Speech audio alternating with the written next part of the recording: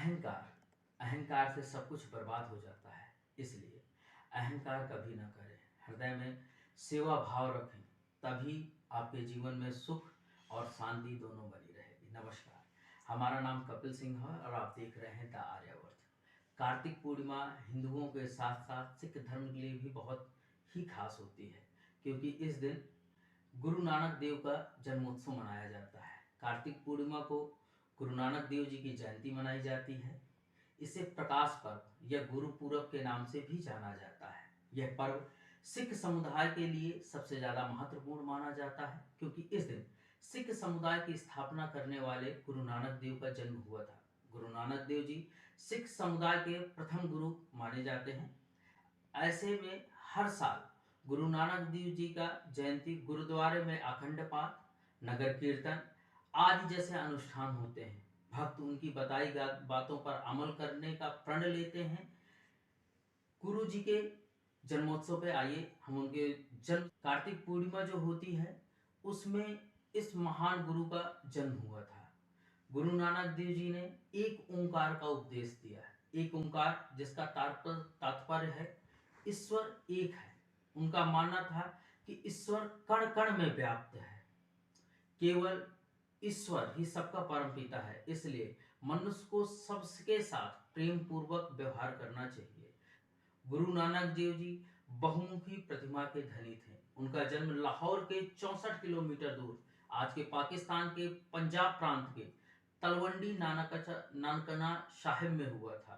गुरु नानक जी की माता का नाम तृप्ता और पिता का नाम कल्याण चंद था। सिख धर्म के पहले गुरु होने के साथ साथ उन्हें एक महान दार्शनिक, समाज सुधारक, धर्म सुधारक, सच्चा देशभक्त, योगी के रूप में आज भी याद किया जाता है। ईश्वर के प्रति गुरु नानक देव का समर्पण काफी ज्यादा था।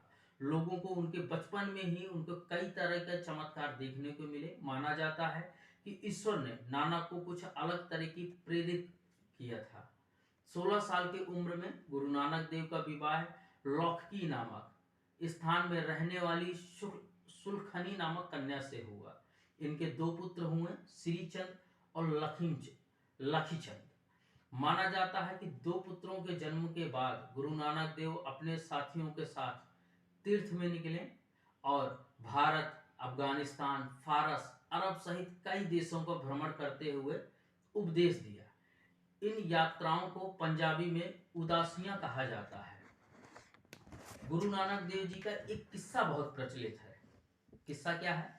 गुरु नानक देव जी मक्का और मदीना गए हुए थे। तो ये किस्सा हम लोगों के बीच ज्यादा प्रचलित है कि ऐसा क्या हुआ था कि गुरु नानक देव जी को मक्का और मदीना जाना पड़ा। सऊदी अरब के एक शहर में स्थित है काबा। काबा इस्लाम धर्म को मानने वालों के लिए सबसे बड़ा धार्मिक स्थल है। गुरु नानक जी का एक शिष्य का नाम था मर्दाना, जो मुस्लिम थे। मर्दाना ने अपने गुरु नानक देव जी से कहा कि उसे मक्का जाना है, क्योंकि ऐसा माना जाता है कि जब तक एक मुसलमान मक्का नहीं जा जाता तब तक वह सच्चा मुसलमान नहीं कहलाता। गुरु नानक देव जी ने यह बात सुनी, वह उसे साथ लेकर मक्का के लिए निकल पड़े। गुरु जी मक्का पहुंचे तो थक गए थे। तो वहां पर हाजियों के लिए एक आरामगाह बनी थी। तो आरामगाह मक्का की तरफ पैर करके लेट गए, क्योंकि उनको थकी थी। अब उनको इस चीज का इल्म भी नहीं था कि पैर मेरे किधर जा रहे हैं। तो जो वो आरामगाह बनी थी वहां पर गुरु जी जो मक्का की तरफ ही पैर करके लेट गए। हाजियों की सेवा में करने वाले नाम खातिम, जिनका नाम जियोन था, यह देखकर बहुत गुस्सा हुए और गुरुजी से बोले कि क्या तुमको दिखता नहीं है, तुम मक्का मदीना की तरफ पैर करके लेटे हो। तब गुरुजी ने कहा कि वह बहुत थक गए थे और आराम करना चाहते थे। उन्होंने जियोन से कहा, जिस तरफ खुदा ना हो उस तरफ उनके पैर कर दें। इस पर लोगों ने गुरु नानक देव जी के पैर घुमाकर काबा से उल्टी दिशा पर कर दिया। जैसे ही नानक जी के पैर जमीन पर छोड़े और सिर उठाकर देखा तो हैरान रह गए। काबी उसी तरफ था जिस तरफ नानक जी के पैर थे। इस घटना का जिक्र सिख धर्म के सबसे पवित्र किताब श्री गुरु ग्रंथ साहिब में किया जाता है। तब जियोन ने गुरु नानक जी की बात समझ में आ गई। खुदा केवल एक दिशा पे नहीं बल्कि हर दिशा में होता है।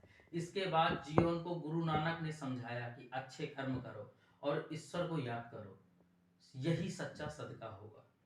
वाहे गुरु, तेरी थोड़ी सी दृष्टि जो मुझ पर हो जाए, मेरे कर्म सफल हो जाएं, मेरा जीवन संवर जाए। इन्हीं वचनों के साथ मैं आप सबसे विदा लेता हूं और आशा करूंगा कि जल्द से जल्द मैं आपके साथ फिर से हूं नए वीडियो के साथ। तब तक के लिए नमस्कार, जय हिंद, जय भारत।